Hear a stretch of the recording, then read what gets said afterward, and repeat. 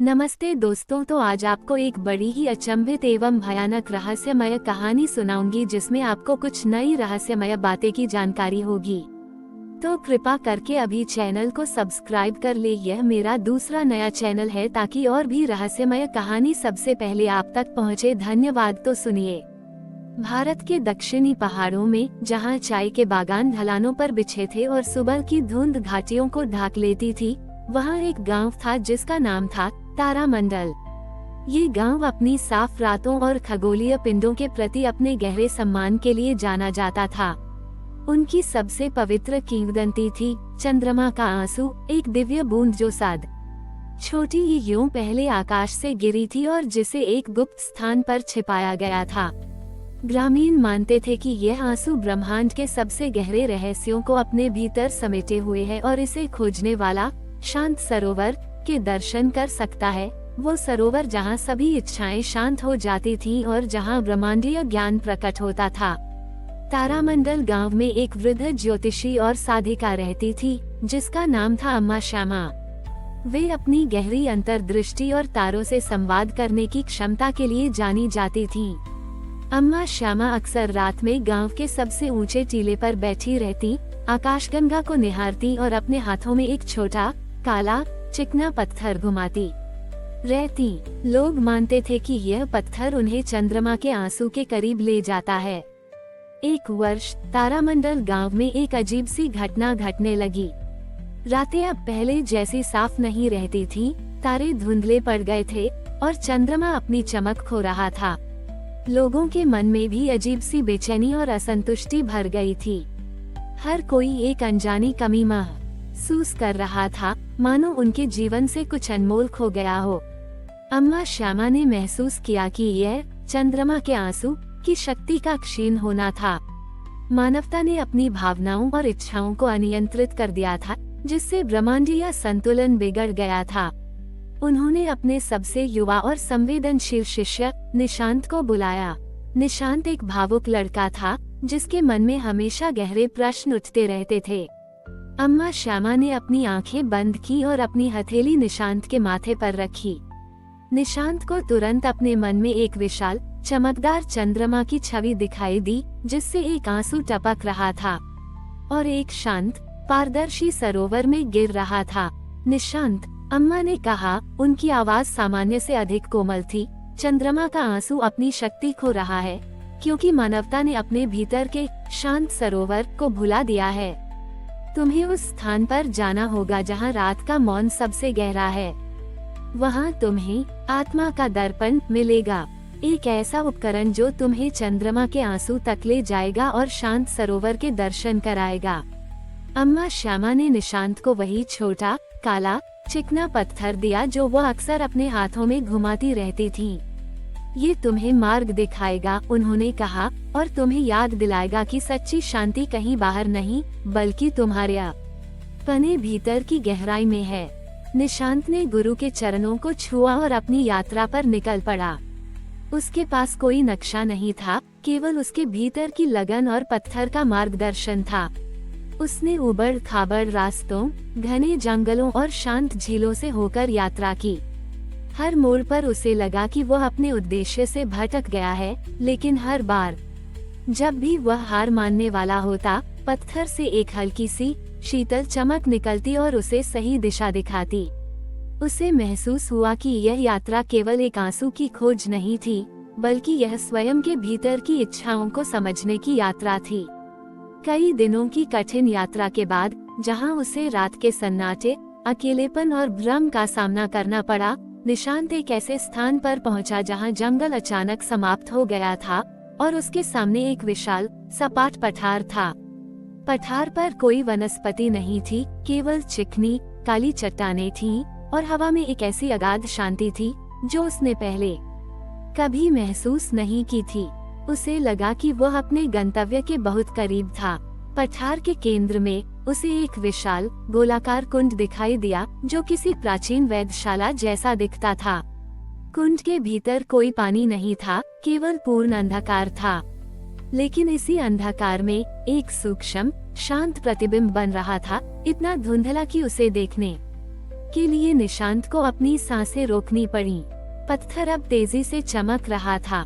उसे लगा कि यही वह स्थान था जहां आत्मा का दर्पण छिपा था और जहां उसे चंद्रमा का आंसू मिलेगा।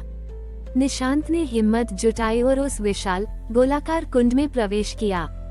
भीतर का अंधकार इतना घना था कि उसे अपनी उंगलियां भी दिखाई नहीं दे रही थी। फिर भी उसे एक अजीब सी शांति महसूस हुई। हवा में एक पुरानी, नम और पवित्र गंध थी जो उसकी आत्मा तक को छू रही थी। उसके कदमों की आहट भी उस अगाध मौन में समा जाती थी। कुंड के भीतर कोई ठोस रास्ता नहीं था, केवल एक चिकनी ढलान वाली सतह थी जो उसे धीरे धीरे नीचे की ओर ले जा रही थी। जैसे जैसे वह गहराई में उतरता गया, अम्मा श्यामा का दिया हुआ पत्थर उसके हाथ में और तेजी से चमकने लगा। उसकी चमक इतनी तीव्र थी कि वह अंधकार में एक मार्ग बना रही थी, मानो वह उसे अदृश्य रोशनी से खींच रहा हो। वही सूक्ष्म शांत प्रतिबिंब जो उसने बाहर देखा था अब और भी स्पष्ट हो गया था, इतना कि उसे अपनी ही परछाई उस अंधकार में बनती दिख रही थी। कई मिनटों की उस अनवरत ढलान के बाद निशांत एक विशाल गोलाकार कक्ष में पहुंचा।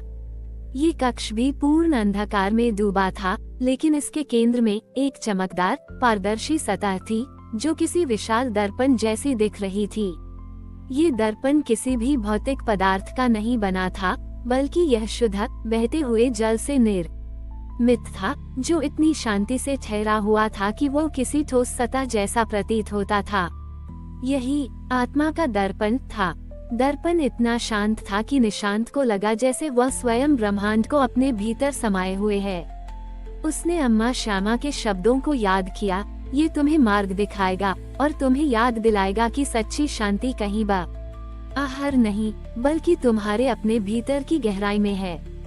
उसने काला पत्थर अपने माथे पर रखा और उस दर्पण के सामने बैठकर अपनी आंखें बंद कर लीं। उसने अपने मन के सारे विचारों को शांत किया, सारी इच्छाएं, सारी बेचैनियां और स्वयं को उस दर्पण की असीम शांति के प्रति समर्पित कर दिया।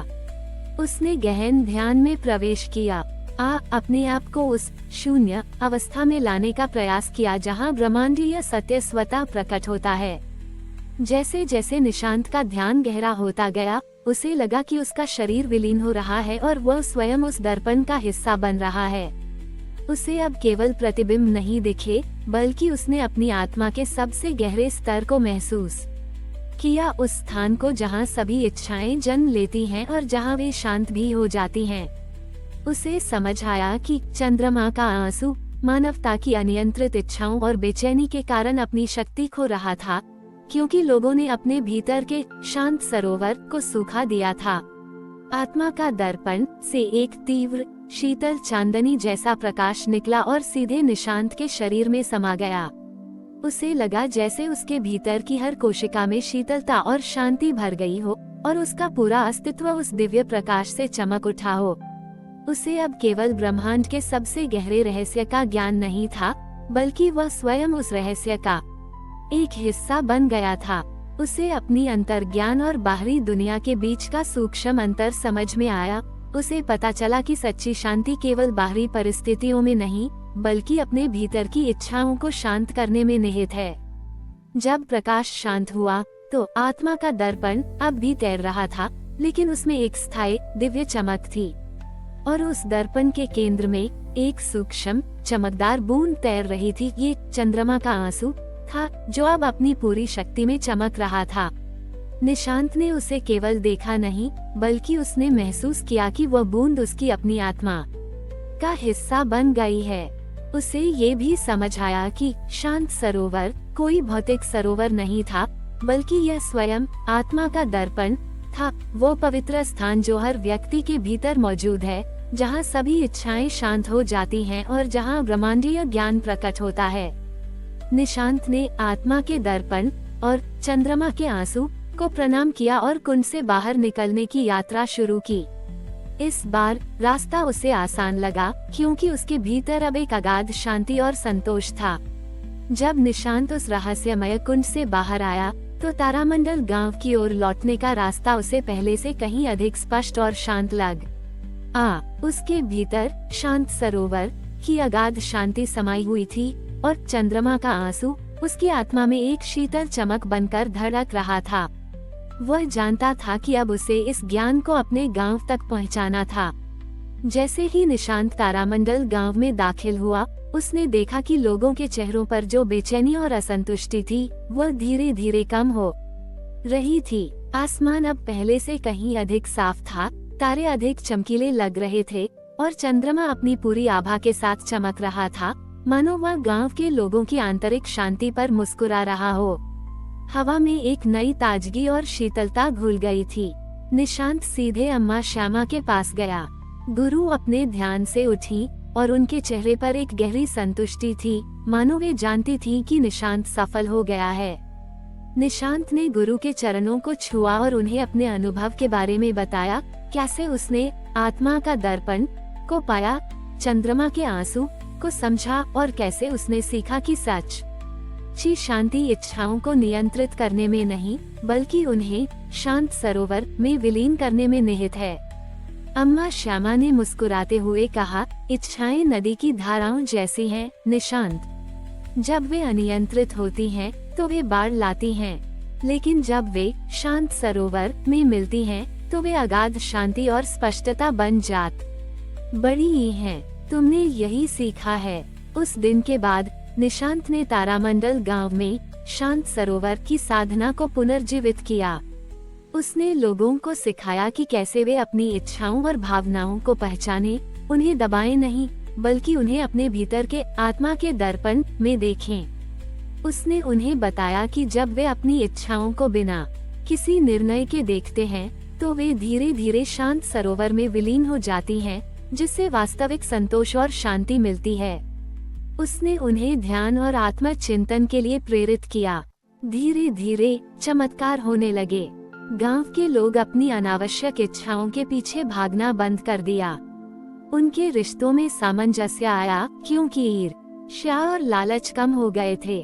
गांव में फिर से खुशी और संतोष का माहौल छा गया। रातें फिर से साफ हो गईं और चंद्रमा अपनी पूरी शक्ति में चमकने लगा, मानो वह गांव के लोगों की आंतरिक शांति पर मुस्कुरा रहा हो।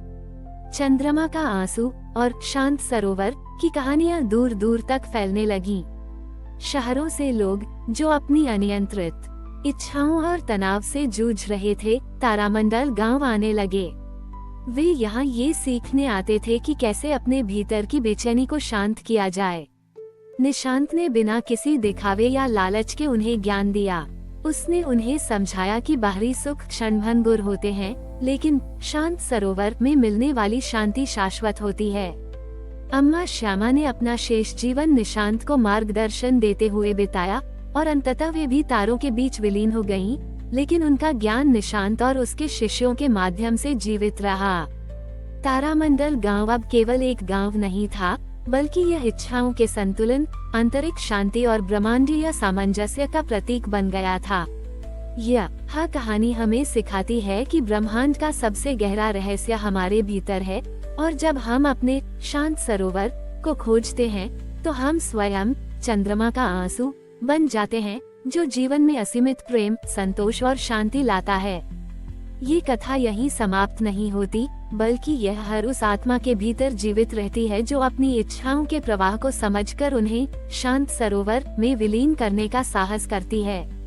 यह एक सतत जागरण है, एक शाश्वत प्रतिध्वनि है जो हमें याद दिलाती है कि सबसे गहरा रहस्य हमारे अपने भीतर ही छिपा है और सच्चा स्वर्ग हमारे अपने शांत मन में पाया जा सकता है। हमारी और भी आध्यात्मिक एवं अनोखी कहानियाँ देखने के लिए हमारे चैनल पर जाएं तथा धार्मिक एवं पौराणिक अनोखी कहानियाँ हमारे चैनल पर है। कृपया जाके देखें तथा हमारे चैनल को सब्सक्राइब करके रखें और वीडियो लाइक जरूर करें। धन्यवाद।